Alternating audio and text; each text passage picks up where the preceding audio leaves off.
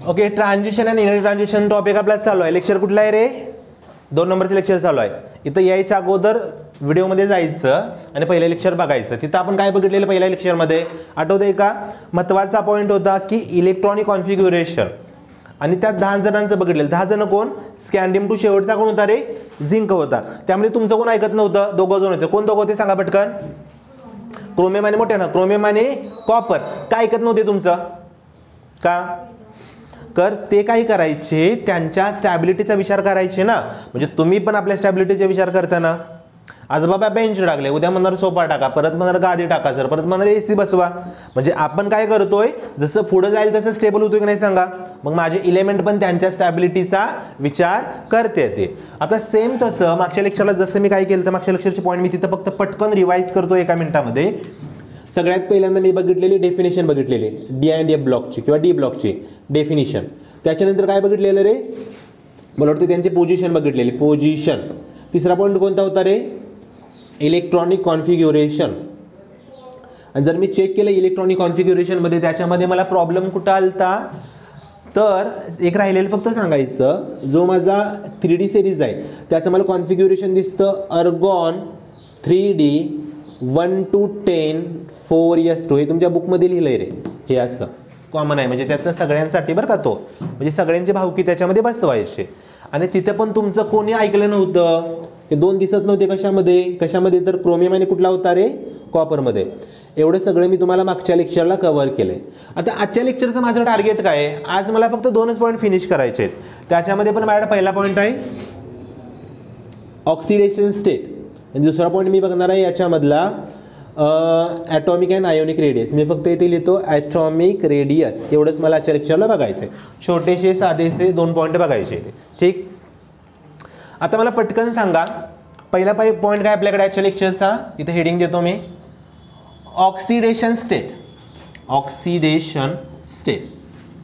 आता जर मी याच्यामध्ये बघितलं, हे ऑक्सिडेशन स्टेट म्हणजे काय, आपण डिफाईन कसं करतो त्याला? हे बोला पटपट पटपट पट माहीत असेल तर. काय असते oxidation state?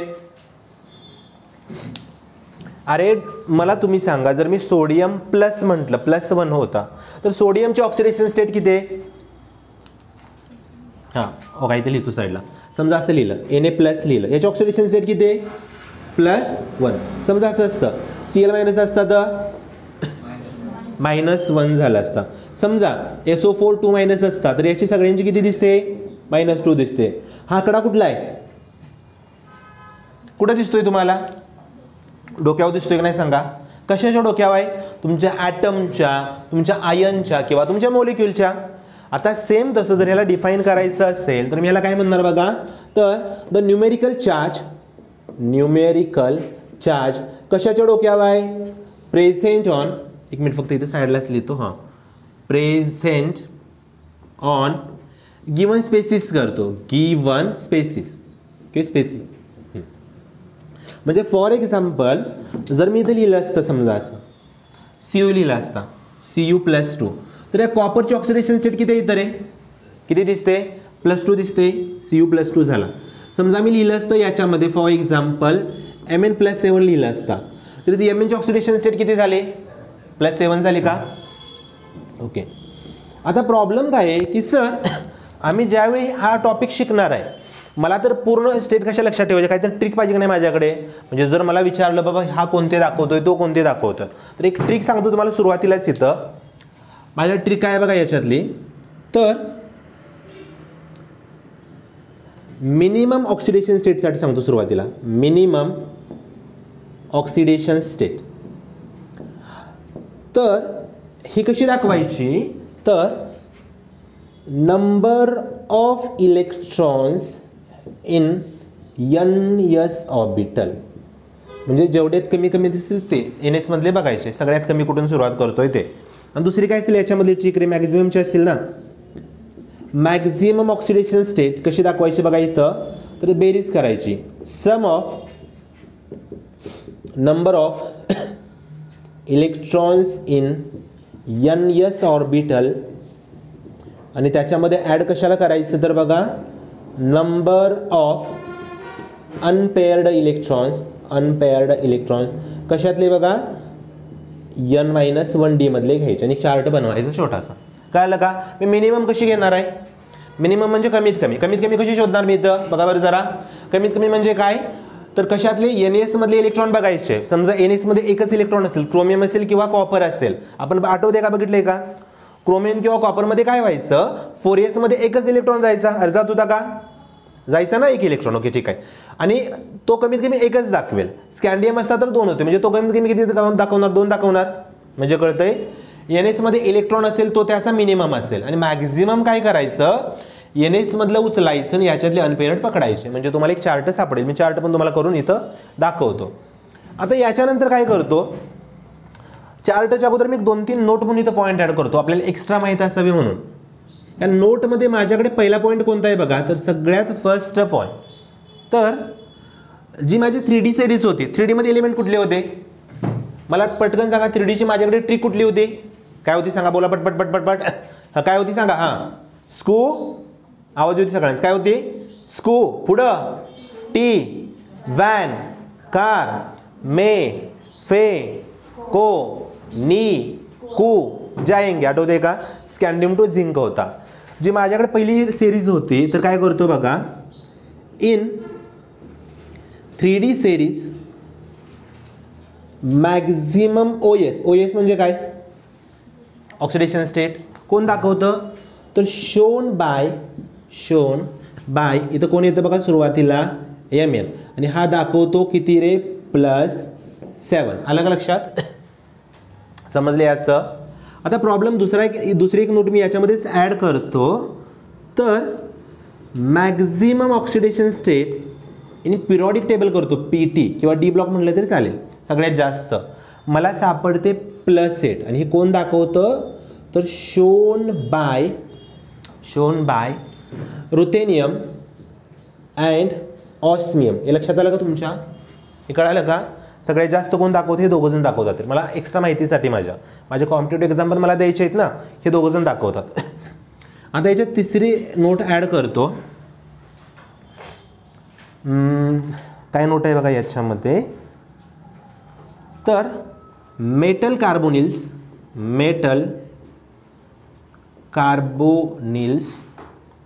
Show 0 oxidation state. म्हणजे फॉर एक्झाम्पल बघा कसे असतात त्याचे स्ट्रक्चर. FeCO5 असेल, Mn असेल इथं समजा, MnCO6 असेल. म्हणजे कळालं का? आयर्नचा बॉन्ड कशावर? CO म्हणजे कार्बोनिल आहे रे, CO ग्रुप आहे रे. म्हणजे जर तुम्हाला कुठे इथून पुढे मेटलचा आणि कार्बोनिलचा बॉन्ड दिसला तर त्याची ऑक्सिडेशन स्टेट किती घ्यायची आपण? अरे किती घ्यायची सांगा पटकन? 0 घ्यायची. आता इथं चेक करा, याच्यामध्ये पहिला मेटल कोणता आहे? त्याच्यात पहिला मेटल कोणता आहे चेक करा जर एकदा. पहिला कुठला आहे? त्या दोन्हीमध्ये आयर्न दिसतोय. आयर्नची ऑक्सिडेशन स्टेट किती आहे तिथं? किती असेल? 0 असेल. सेम तसं दुसऱ्यामध्ये कोणता दिसतोय बघा बरं मेटल दुसऱ्यातला. चेक करा बरं दुसऱ्यातला कुठला दिसतोय? इथला रे Mn आहे ना. Mnचा किती असेल तिथे ऑक्सिडेशन नंबर? तिथं पण त्याचा पण 0च असेल. म्हणजे कार्बोनिल आणि मेटलचा बॉन्ड असेल तर मला प्रत्येक वेळी डोळे झाकून काय लिहायचं तिथं? 0 लिहायचं. सेम तसं एक चौथा पॉईंट याच्यामध्ये मी ॲड करतोय, 4th म्हणून शेवटचा. तर मेटल अमाल्गम हा शब्द याच्या अगोदर कुठं ऐकलाय आपण रे, मेटल अमाल्गम नावाचा? हां काय असेल मेटल अमाल्गम म्हणजे काय? अमाल्गम म्हणजे काय घ्यायचं, त्या मेटलचं सोल्युशन कशाबरोबर बनवायचं? मर्क्युरी बरोबर. आठवतंय का? Hg बरोबर घ्यायचं. हां सेम तसं. मग याच्यामध्ये काय करतो बघा मेटल अमाल्गममध्ये आपण, तर सोल्युशन ऑफ मेटल प्लस काय म्हटलं तुम्हाला, मर्क्युरी म्हणजे Hg घेतला तर याच्यामध्ये पण मेटल तुमचा 0 ऑक्सिडेशन स्टेट दाखवतो. Show 0 oxidation state. क्लिअर? एखादं एक्झाम्पल बघा इथं लिहितो याच्यावरती. एक्झाम्पल फॉर ZnHg असतं. याच्यामध्ये झिंकची ऑक्सिडेशन स्टेट काय असेल रे? 0 दाखवतोय. पुढे मी 0 लिहितो याच्यात 3 डॉट करून असं 0. सेम तसं समजा असं लिहिलं असतं मी याच्यामध्ये. झिंक अमाल्गम झालं समजा. फॉरेन कोणता पण घ्यायचा समजा मी घेतो MnHg घेतो. इथे Mn किती दाखवेल स्टेट रे? किती दाखवणार सांगा पटकन? 0 दाखवणार. याला नोट लक्षात तुमच्या. पहिली नोट बाहेर काय परत एकदा बघा फास्ट थोडंसं.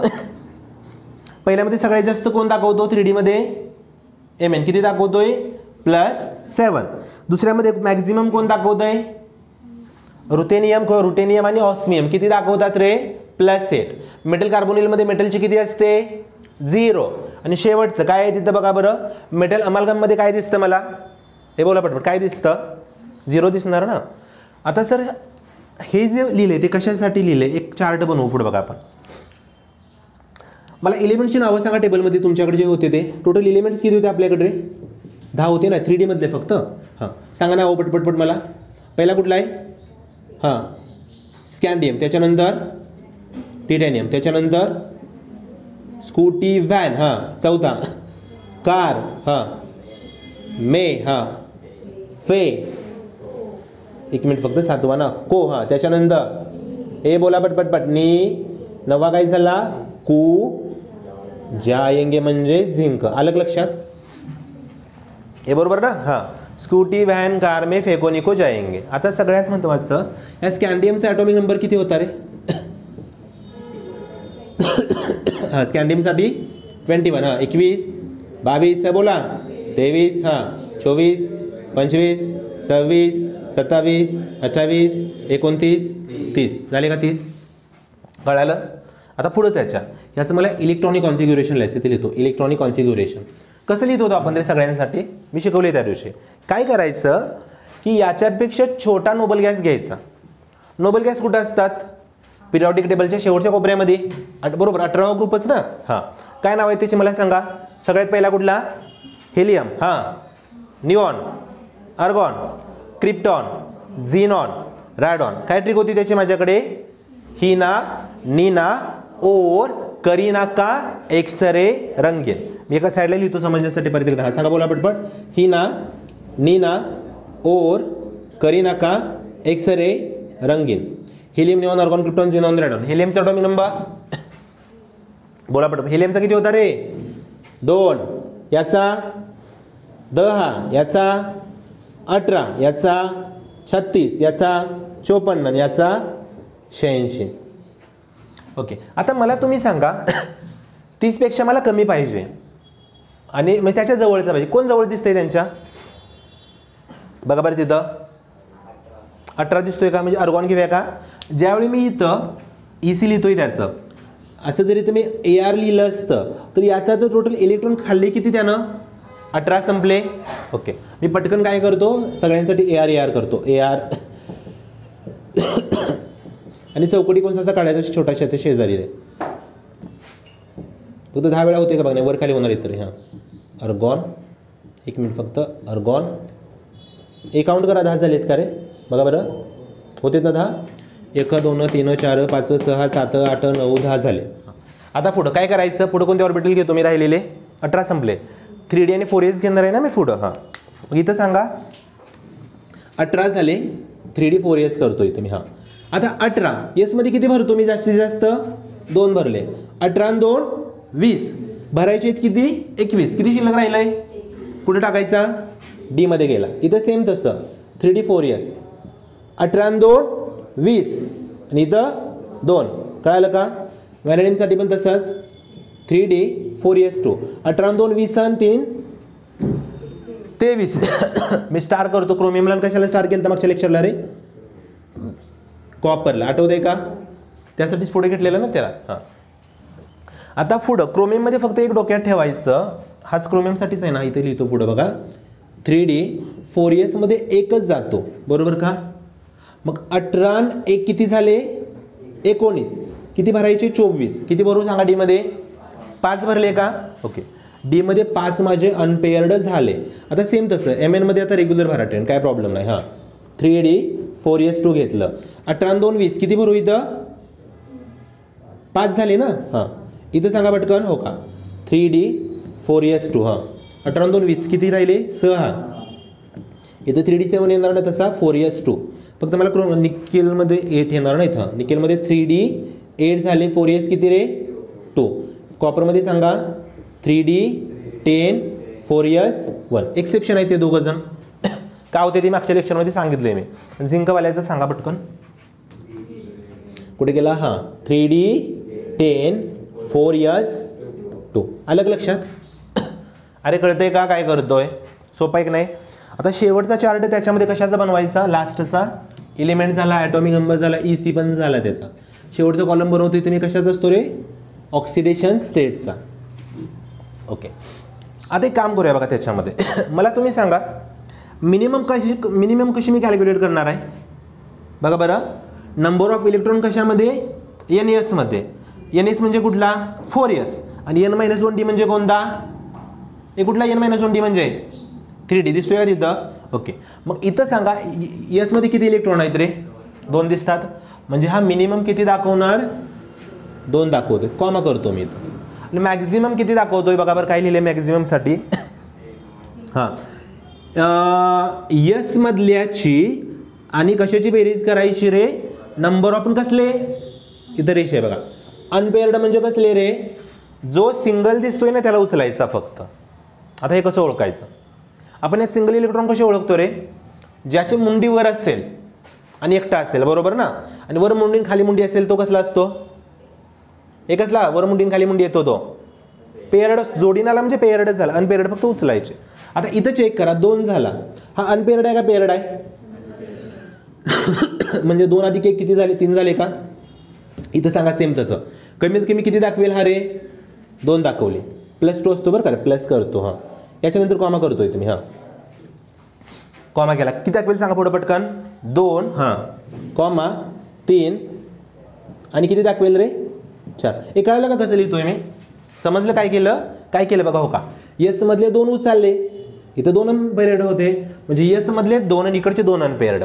2 आणि 1 3 झाला आणि 2 आणि 2 4 झाले. आता इथं पुढच्यामध्ये सांगा कसं लिहूया याच्यामध्ये? 2 हा +2 +3 +4 बघा बरं. आणि किती येईल ना? 2 आणि 3 5 ना. हां, +5 झाला इथं. +5 याच्यामध्ये किती दाखवेल कमीत कमी? बघा बरं, कमीत कमी किती दाखवू? तुम्ही म्हणाल तेवढे दाखवतो. मिनिमम किती दाखवेल तो? किती? का 1 दाखवेल? कारण सर S मध्ये किती दिसतेत रे? 1 दिसतोय का? हां, म्हणजे कमीत कमी यानं दाखवला +1. परत किती दाखवेल? +2 परत +3 परत +4 परत +6. आलं का? हे कळालं का? ओके, MN साठी बोला आता. हां हां, MN साठी कमीत कमी किती? +2. त्याच्यानंतर हो का 5 आणि 2 7 बरं का. हे 5च्या 5 अनपेअर्ड आहेत. कळतंय का? डी ऑर्बिटल कसा असतो आपल्याकडं? 5 कप्पे झाले का? हे 5 कप्पे कशाचे आहेत? हे कशाचे कप्पे आहेत? 5 आहे डी ऑर्बिटलचे. दिसते सगळ्यांना? पहिला, दुसरा, तिसरा, चौथा, 5वा. इलेक्ट्रॉन मी भरतो कसे? सिंगल भरतो. सुरुवातीला सिंगल जातो ना तो. पहिला, दुसरा, तिसरा, चौथा, 5वा. 5 संपल्यानंतर मी काय करतो? परत पेअरिंग करतो. 6वा कुठं जाणार? इथं. 7वा, 8वा, 9वा, 10वा. म्हणजे इथं MN मध्ये हे 5च्या 5 अनपेअर्ड, हे 2 पेअर्ड, 7 बेरीज होते ना. मग कसं करायचं? +2 बोला पटपट. हां, नंतर हां +3 हां +4 +5 +6 +7. आलं लक्षात? +7 सगळ्यात जास्त का आला तिथं?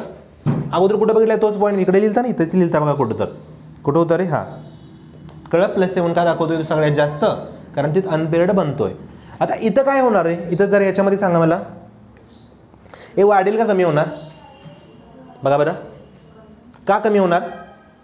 कारण सर तुमचा जो हो का पहिला, दुसरा, तिसरा, चौथा, 5वा, 6वा इलेक्ट्रॉन इथं आला म्हणजे हा पेअर्ड झाला, बरोबर ना? म्हणजे अनपेअर्ड किती शिल्लक राहिले? 1 2 3 4च राहिले ना. हां, मग इथं 4 आणि 2 6 करायचं फक्त. म्हणजे किती होते बघा याच्यामध्ये? +2 बोला पटकन. +3 +4 +5 +6. याच्यामध्ये सांगा. हां, बोला पटपट. हां, +2 +3 +4 +5. याच्यामध्ये सांगा जरा कुठला? निकेल ना. बोला निकेलमध्ये काय चुकलेलं याला? थांबा चेक करतो हे अगोदर. निकेलचं सांगा मला. हां, +3 कुठं? +2 पाहिजे ना ते. हां, +2 नंतर +3 नंतर +4. आता कॉपरचं फक्त थोडंसं लक्षात ठेवा बरं का. कॉपरमध्ये काय प्रॉब्लेम होतो सांगतो तुम्हाला.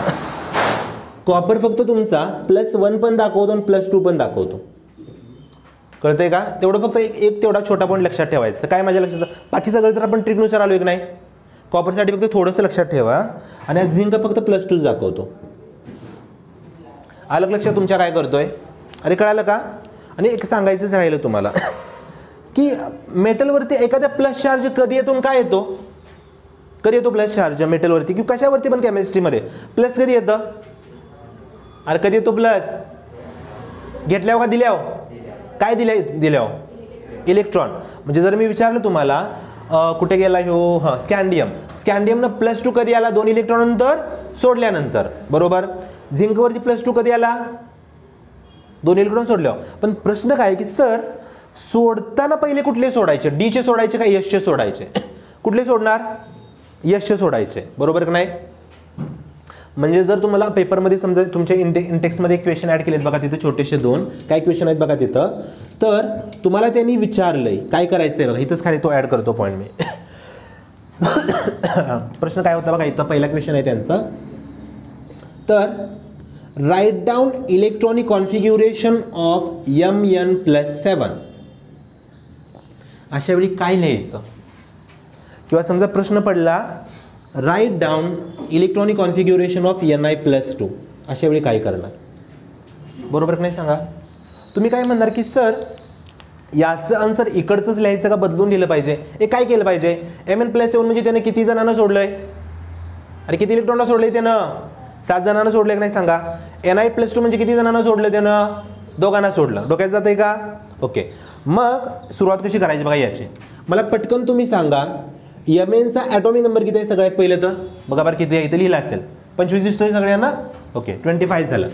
त्या Mn25 असताना कॉन्फिग्युरेशन काय होतं त्याचं बघा बरं, इथे लिहिलंय की रे, हां अर्गॉन. पुढं काय रे? 3D किती? 5 4s2 होता, बरोबर का? आता तुम्ही सांगा जर Mn+7 झाला यानं टोटल इलेक्ट्रॉन सोडलेत किती? किती सोडलेत सांगा? किती मोठे सांगा? 7 सोडले का? ओके. पहिले 2 कुठले सोडले असतील? येस मधले गेले, बाकीचे 5 सोडले. म्हणजे आता इलेक्ट्रॉन इथे शिल्लक किती आहे? 3D 0, हां 4s0. आलं का लक्षात तुमच्या? हे कळालं का? आता सेम तसं निकेलसाठी शेवटच्या इथं निकेलचा ॲटॉमिक नंबर किती आहे तुमच्याकडे? 20 आहे बघा, एकदा चेक करा. कॉन्फिग्युरेशन सांगायचं कसं लिहायचं सुरुवातीचं? तो 28 असताना मी कसं लिहितोय त्याला? काय करतो? तर सुरुवात करतो अर्गॉनपासून. अर्गॉन पुढं काय रे?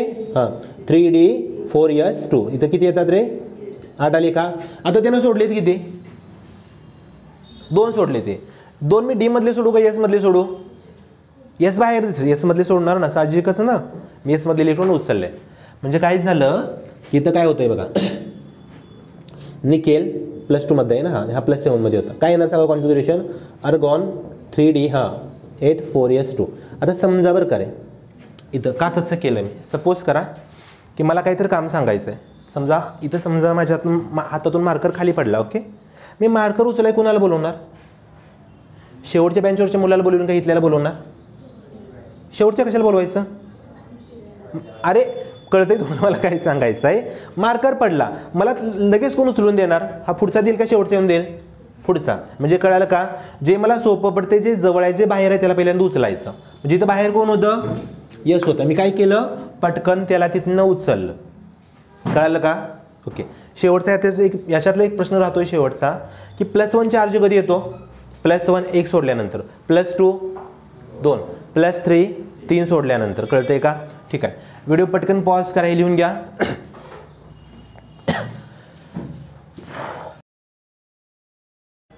ओके, लेक्चरचा दुसरा पॉईंट जो पहिला मी आता क्लिअर केला, कव्हर केला. पहिल्यामध्ये काय बघितलं मी? ऑक्सिडेशन स्टेट बघितलं. आता त्याच्यामध्ये फक्त करेक्शन करा तुम्ही, जे इथं बसले त्यांनी पण, जे ऑनलाईन बघतात त्यांनी पण. Mnची ऑक्सिडेशन स्टेट +5 घ्यायची राहिलेली ना आपल्याकडून, +5 फक्त त्याच्यामध्ये ॲड करा, गडबडीमध्ये ते राहिलेलं. आता लेक्चरचा आत्ता शेवटचा पॉईंट, लास्टचा पॉईंट लेक्चरमधला माझ्या, ॲटॉमिक अँड आयोनिक रेडियस बघायचं आहे मला. Atomic and ionic radius. आता इथं काय करतो बघा, याच्यामध्ये मी रेडियस आपण कशाला म्हणतो सगळ्यात पहिलं? तर मराठीमध्ये रेडियस म्हणजे काय? त्रिज्या. आपण कुठं मोजतो त्रिज्या? एक वर्तुळ ड्रॉ करतो, सेंटरपासून बाहेरचं डिस्टन्स म्हणजे माझी त्रिज्या झाली की नाही सांगा. आता समजा मी कोणता पण इथं ॲटम घेतला, फॉर एक्झाम्पल एक छोटासा समजा इथे मी ॲटम घेतो गोल असा. ओके, ॲटमच्या मध्ये काय होतं? पहिल्या लेक्चरला मध्ये काय होतं? एका पोरगीचं घर होतं नाही तर मध्ये, त्या घराला मी नाव काय दिलं तर? ही झाली न्यूक्लियस निवास. न्यूक्लियस झाला ना, आणि सेंट्रलला न्यूक्लियस असतो की रे. ओके, आणि सेंटरपासून मी समजा चालत गेलो पुढं पुढं पुढं, मला काय सापडायचं चालू होतं? इलेक्ट्रॉन. कुठे सापडतात इलेक्ट्रॉन? समजा त्या गावामध्ये मध्ये बरोबर त्या पोरगीचं घर आहे, सुंदर दिसणारी पोरगी आहे. असं मी कंदील घेऊन समजा तिच्या घरापासून चालायला सुरुवात केली. पहिल्यांदा मला काय दिसलं? पहिल्या पोरांची फळी दिसली, एक गँग होते. थोडं पुढे गेलो, अजून मला काय दिसलं? दुसऱ्या पोरांची गँग दिसली. पुढे गेलो, अजून काय दिसलं मला? तिसऱ्या पोरांची गँग दिसली. आणि गँग काय करते? गावामध्येच राहते ना. आणि त्या गँगनं काय केलंय बघा, असे एरिया वाटून घेतलेत. शो माझा एरिया नाही, हा नाही, हा मध्ये आहे बरोबर. हा पहिला एरिया, दुसरा, तिसरा एरिया. आणि पोरं फिरतात ते काय आहेत रे? पोरं म्हणजे बरोबर हां इलेक्ट्रॉन फिरतोय. आणि जो सगळ्यात शेवटचं पोरगा असतं ना इथलं, त्याला मी इलेक्ट्रॉन नाव देतो. इलेक्ट्रॉनचं काम काय आहे? शेलमध्ये फिरायचं आहे. त्या पोरगीनं किंवा त्या पोराने काय केलं, इथनं एक मेसेज केला. कसा मेसेज केला? आपल्यामध्ये अंतर किस्त आहे. आणि हे जे अंतर आहे ना दोघांमधले, त्या अंतरालाच काय म्हणायचं रे? हां बोला पटकन. Atomic radius. बरोबर ना? मेसेज करायसाठी सर इन्स्टा ID पण घावायला पाहिजे की आम्हाला? हां पॉईंट आहे ना. हे डिस्टन्स काय झालं तुमचं? रेडियस झालं. पकडते का? त्रिज्या म्हणतात त्याला मराठीमध्ये. आता हे केमिस्ट्रीमध्ये लिहून चालेल का? केमिस्ट्रीमध्ये ह्याला इलेक्ट्रॉनच म्हणायचं आणि तिला काय म्हणायचं? न्यूक्लियसच म्हणायचं. मग या अंतराला काय म्हणतो इंग्लिशमध्ये आपण? डिस्टन्स. हां डिस्टन्स. मग हे डिफाईन कसं करतो बघा ह्याला तिथं. हां ॲटॉमिक रेडियस म्हणजे काय? इट इज कशामधलं अंतर आहे? हां डिस्टन्स कशामधलं बघा? In between. बोला पटपट. इन बिटवीन मध्ये काय असतं इथं? सेंटर ऑफ न्यूक्लियस करू मी? सेंटर बरोबर न्यूक्लियसचा. Centre of nucleus. आणि पुढं काय? हां कुठला इलेक्ट्रॉन पण? शेलमधला का आउटरमोस्ट शेलमधला? सगळ्यात बाहेरचा ना. जो सगळ्यात लांब असेल तो पकडायचा रे. म्हणजे काय? न्यूक्लियस अँड इलेक्ट्रॉन इन काय रे? Outermost shell. आउटरमोस्ट शेल ह्याला म्हणायचं ॲटॉमिक रेडियस. आता तुमचं जर स्टेट बोर्डचं पुस्तक उचललं सा, त्याच्यामध्ये त्यांनी एका वाक्यामध्ये सांगितलंय. काय सांगितलंय बघा? हा जो ट्रेंड असतो ना कुठून कुठं जाताना बघा इथे लिहितो बघा. त्यांचा पुस्तकात अगोदर सांगतो. त्यांनी सांगितलेलं ट्रेंड काय सांगितलं आहे? ट्रेंड हां जर तुम्ही स्कॅन्डियमपासून झिंककडे गेला म्हणजे डावीकडून उजवीकडे चाललंय ना. म्हणजे काय बघा? While moving from scandium to zinc. याचाच अर्थ काय रे? लेफ्ट टू काय रे? Left to right. म्हणजे मी स्कॅन्डियमकडून झिंककडे चालत चाललोय. म्हणजे समजा मी स्कॅन्डियमपाशी उभा आहे. परत कोण सापडला मला फुल आल्यावर? कोण सापडले सांगा? Scooty titanium. शेवटी कोण सापडला? झिंक सापडला. आता इथं काय करायचं आहे मला? स्कॅन्डियमपासून झिंककडे जाताना ॲटॉमिक रेडियस तुमची डिक्रीज होते. Radius decrease. हे कोणी सांगितलं? पुस्तकानं सांगितलं. पण थोडंसं मी एक्स्ट्रा त्याच्यामध्ये ॲड करतो की मी तुम्हाला अगोदर पण बोललेलो ना, डी ब्लॉक आहे का नाही? सगळ्यात बाद आहे. कुणाचं? एस ब्लॉक ट्रेन मला लगेच सापडतात, सोपं आहे, कळतं सगळं आणि सगळ्यांचं गपचूप ऐकतात रे. पी ब्लॉक गपचूप ऐकतायत. पण हा काय करतोय? हा नको ते व्हॅरिएशन देतोय रे. हा व्हेरिएशन कसे देतो बघा याच्यामध्ये. तर मी नोट इथं ट्रेनमध्ये दुसरा पॉईंट याच्यामधला ॲड करतो. तर सगळ्यात महत्त्वाचं काय बघा?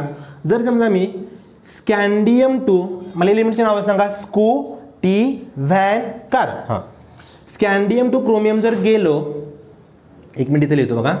वाईल मुव्हिंग स्कॅन्डियम टू क्रोमियम तुमची ॲटॉमिक रेडियस 100% कमी होतेच रे. डिक्रीज झाले. ॲरो खाली गेला.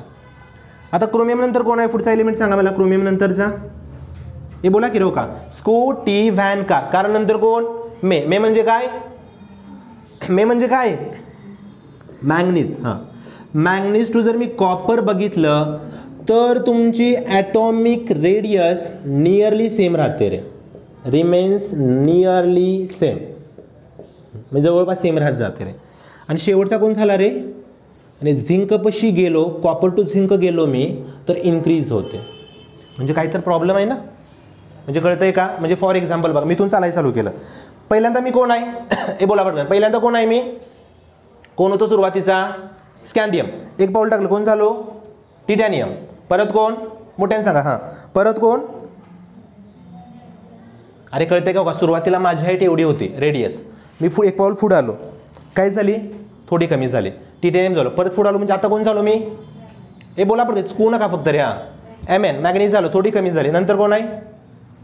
नंतर कोण आहे सांगा पटकन. कुठे गेलो मी? हां, क्रोमियम पशी थोडीशी कमी झाली. आता एमएन पशी गेलो, थोडी थोडी वर खाली तेवढ्यात व्हॅरिएशन होते ना. कुठेपर्यंत असं थोडं थोडं एवढं व्हायब्रेशन होतंय? कॉपरपर्यंत. आणि कॉपर पशी गेल्यावर झिंकवर उडी मारल्यावर काय झालं माझ्या शेवटी? एकदम वाढलो मी, रेडियस वाढली. हा त्याचा ट्रेंड आहे. आता हे असं का होतं तर आपण मागच्या वर्षी पण बघितलेलं. तर ॲटॉमिक रेडियस डिसाईड करायचं काम दोघं जण करतात रे. कोण कोण करतात सांगा? ॲटॉमिक रेडियस इज काय म्हणतो आपण? व्हेरीफाय म्हणतो किंवा ठीक आहे चेक म्हणतो. ठीक आहे, ॲटॉमिक रेडियस डिटरमाइन करतो. डिटरमाइंड बाय 2 पॅरामीटर कुठले होते सांगा? पहिला कुठला होता त्याच्यातला? 2 होते. एक असतो न्यूक्लियसचा चार्ज, त्याला मी काय म्हणतो? इफेक्टिव्ह. हां, काय म्हणतो त्याला मी रे? इफेक्टिव्ह. हां, इफेक्टिव्ह. पुढं काय रे? Nuclear charge. म्हणजे जो प्लसनं वाढत चालला आहे, बरोबर ना रे? CHARGE. हां, चार्ज. आणि दुसरा असतो शिल्डिंग पॅरामीटर. त्याला दुसरा एक शब्द काय आहे रे? हां, स्क्रीनिंग इफेक्ट. Screening effect. आता सर आम्हाला पहिलं तर समजतंय की बाबा इफेक्टिव्ह न्यूक्लिअर चार्ज म्हणजे काय? स्कॅन्डियमचा 21 होता, टिटेनियमचा 22 होता, झिंकचा 30 होता. म्हणजे इलेक्ट्रॉन एक एक एक एक एक वाढत चाललाय. इलेक्ट्रॉन वाढलाय तर न्यूक्लियसमध्ये काय वाढलं पाहिजे? प्रोटॉन वाढला पाहिजे. प्लस प्लस प्लस वाढतोय तसा मायनस मायनस मायनस वाढतोय ना. हे कळतंय का? स्कॅन्डियममध्ये 21 प्रोटॉन होते का नाही? टिटॅनियममध्ये किती होते? 22. झिंकमध्ये किती होते? 30 होते. म्हणजे एक एक प्रोटॉन वाढला म्हणजे न्यूक्लियसचा चार्ज वाढला का कमी झाला? वाढला. हे तर मला समजतंय. आणि महत्त्वाचं काय? प्लस मायनस वाढलं. प्लस मायनसमध्ये काय होतं? अट्रॅक्शन का रिपल्शन? अट्रॅक्शन होतं. रिपल्शन कसं रे? हा प्लस फिजिक्समध्ये शिकलोय की आपण. प्लस मायनस एकमेकांना पकडतात का नाही सांगा? जवळ आले प्लस मायनस असतील तर. कारण opposite charges attract each other. आता ह्याचा काय मॅटर आहे? शिल्डिंगचा किंवा स्क्रीनिंगचा. हे शिल्ड म्हणजे काय मराठीत? शिल्डचा अर्थ काय? ढाल. कळतंय सगळ्यांना? ढाल कुठं वापरायचे? कुठं? युद्धामध्ये वापरायचे ना. कशासाठी वापरायचे? त्यांना बाबा पुढनं बाण मारला तर मी असं पकडलं पाहिजे आणि काय झालं पाहिजे? ढाल स्ट्रॉंग, शिल्ड स्ट्रॉंग झाली पाहिजे, म्हणजे मजबूत. समजा मी लोखंडाचे शिल्ड आणि पेपरचे घेतले, स्ट्रॉंग कुठले? पेपर घेऊन गेलो असतो तर माझी चाळण केली असते ना पुन्हा, समजा बाण आले असते तर. आता इथं पण तेच करायचं आहे बघा. सांगतो इथं काय मॅटर. आता इथं कोण आहे? इथं कोण आहे सांगा पटकन? इथं कोण आहे? न्यूक्लियस आहे. ती पोरगी राहते, बरोबर नाही सांगा? ह्या शेल म्हणजे एक ढालीचं काम करतात रे. एस असेल, पी असेल, डी असेल, एफ असेल. इथं ढाल कशापासून वाचवते? ह्याला ह्याने पाठवलेले मेसेज, ह्याने बाबा त्रास देऊ नये म्हणून ते वाचवायचं काम करते. ते ढालीचं काम आहे की नाही सांगा? मग याच्यामध्ये काय होतं जर तिथं मी चेक केलं तर आता ह्याच्यासाठी सांगतो तिघांसाठी काय केलं तर. जर मी स्कॅन्डियम टू क्रोमियम गेलो, आता सगळ्यात पहिलं तर सांगतो दोघांचा फरक काय. जर समजा इफेक्टिव्ह न्यूक्लिअर चार्ज जर वाढला तर काय होतं? सगळ्यात महत्त्वाचं तुमचं रेडियस कमी होणार. का कमी झाली? तर इफेक्टिव्ह न्यूक्लिअर चार्ज वाढला म्हणजे न्यूक्लियसचा प्लस वाढला, ऑटोमॅटिक इलेक्ट्रॉन पण काय झाले? वाढले का कमी झाले? वाढले. प्लस मायनस वाढले म्हणजे अट्रॅक्शन जास्त का कमी? जास्त. आणि अट्रॅक्शन जास्त म्हणजे रेडियस कमी झाली का वाढली? काय झाली सांगा? कमी झाली. आता दुसरं शिल्डिंग SP करतो, शिल्डिंग पॅरामीटर किंवा काय रे? और काय रे? SE म्हणजे स्क्रीनिंग इफेक्ट. हा जर वाढला, हे तुम्ही मला सांगा, जेवढी ढाल मजबूत असेल, आवाज, जेवढी ढाल मजबूत असेल तेवढा शत्रू लांब थांबल का जवळ येणार? विचार करा जरा. लांबनच अटॅक करणार ना, कारण बाबा ढालीनं ठोका टाकला तर परत त्यानं. तुम्ही कॅप्टन अमेरिकाचे शिल्ड बघितले का? मार्वलमध्ये वायब्रेनियमचे आहे ना, सगळ्यात मजबूत आहे की नाही सांगा? काय पण मारा, थॉर हातोडा जरी मारला तर माघारी जातोय ना. मग इथं जर तुमची ढाल जर मजबूत असेल, रेडियस कमी होणार का जास्त होणार? विचार करा बरं. ढाल स्ट्रॉंग आहे, ह्या इलेक्ट्रॉनला तो आत येऊन देईल का ढाल मजबूत असेल तर? इलेक्ट्रॉन म्हणजे तुमचा दुश्मन नाही आणि हे त्या घर आहे इथं ते होतं ते. मग काय होणार तिथं? ढाल स्ट्रॉंग असेल तर रेडियस वाढेल का कमी होणार? वाढणार ना, साहजिकच. लांब थांबेल ना तो सर, काही गरजच नाही ना. म्हणजे इथं काय झालं बघा, इथं रेडियस तुमची वाढली म्हणजे कळालं का?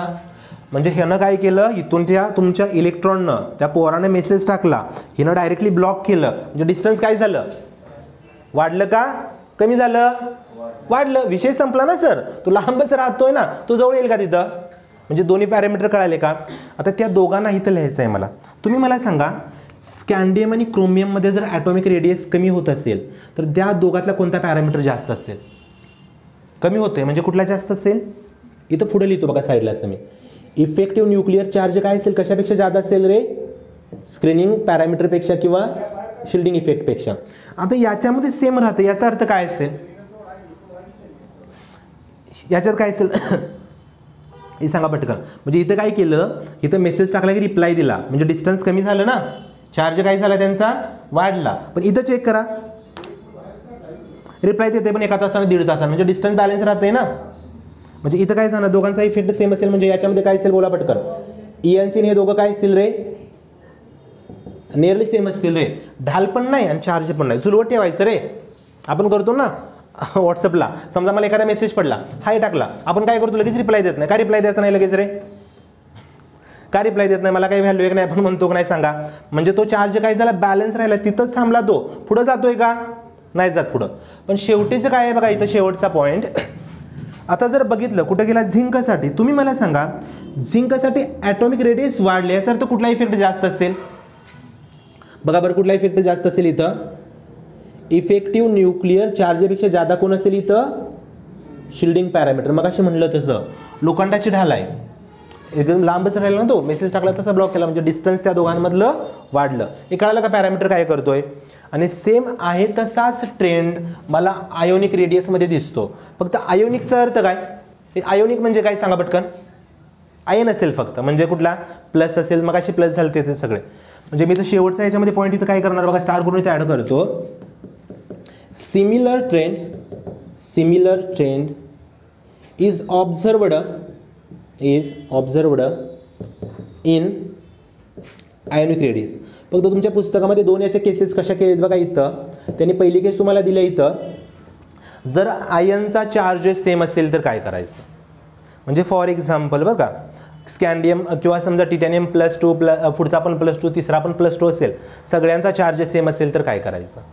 म्हणजे ते पहिले एक वाक्य तर ॲड करतो मी. तर फॉर सेम चार्ज स्पेसिस करतो मी. स्पेसिस आयोनिक रेडियस डिक्रीज होत जाते पुढे जाईल तसं. एक्झाम्पल बघा पुस्तकामध्ये त्यांनी काय दिलं इथं, एक दिले, एक मिनिट फक्त, क्रोमियम +2चं दिलंय, त्याच्या शेजारी दिले कॉपर +2चं. मी ऑब्झर्वेशन केलं. मला सांगा क्रोमियम आणि कॉपरमध्ये फरक काय आहे? लेफ्टला कोण आहे? अरे डाव्या बाजूला कोण आहे? क्रोमियम. आणि तिकडच्या उजव्या बाजूला कोण आहे? कॉपर आहे. जर मी बघितलं तर तुम्ही मला सांगा, हे वाक्य काय सांगतंय? Same trend. म्हणजे रेडियस कमी व्हायला पाहिजे का जास्त व्हायला पाहिजे? आता कमी झाली पाहिजे. आणि जर इथं मी बघितलं, मला क्रोमियमची रेडियस सापडते 82 पिकोमीटर आणि कॉपरची सापडते 72 पिकोमीटर. कळालं का तुम्हाला? ट्रेंड तोच फॉलो केला ना. आता दुसरा प्रॉब्लेम काय होतो, तर इथे मी डायरेक्टली एक्झाम्पल देऊन सांगतो तुम्हाला. जर समजा मग सर असं केलं असतं तर 1+2 आणि 1+3 घेतला असता तर, म्हणजे कळते तुम्हाला मी काय सांगतोय की समजा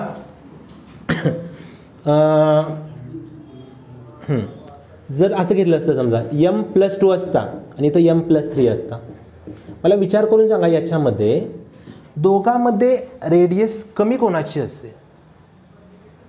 प्लस चार्ज कुठं वाढला आहे बघा बरं जरा, बरोबर नाही? म्हणजे प्लस वाढला म्हणजे कुठला वाढला? इफेक्टिव्ह न्यूक्लिअर चार्ज वाढला. याचा अर्थ रेडियस कमी होणार का जास्त होणार? कमी होणार. मग +2 आणि +3 मध्ये रेडियस कमी कोणाची असेल? प्लस, बरोबर आहे. +3ची कमी असेल, हा मोठा असेल रे. म्हणजे हे कशामुळे झाले तर पुढे फक्त त्याचं रिझन टाकतो मी इथं. काय झालं? Effective nuclear charge increases, therefore काय झालं? IR म्हणजे आयोनिक रेडियस काय झाली तुमची? कमी झाली. आलं का लक्षात सगळ्यांच्या? काय करतोय कळालं का? मी तुम्हाला काय करतोय, ज्यावेळी लेक्चर आपण रेकॉर्ड करतो काय घेतो, इन डिटेलमध्ये पूर्ण कन्सेप्ट सांगायचा प्रयत्न करतोय. कारण रट्टा मारलं तर काय कळते का? रट्टा मारल्यावर रे इनऑर्गॅनिकचा पार्ट आहे रे, कन्सेप्ट क्लिअर होते. त्यामुळे थोडासा लेक्चरला वेळ लागतो, थोडेसे लेक्चर मोठे होतात रे. ठीक आहे, आज आपण इथंच थांबूया, भेटूया पुढच्या व्हिडिओमध्ये.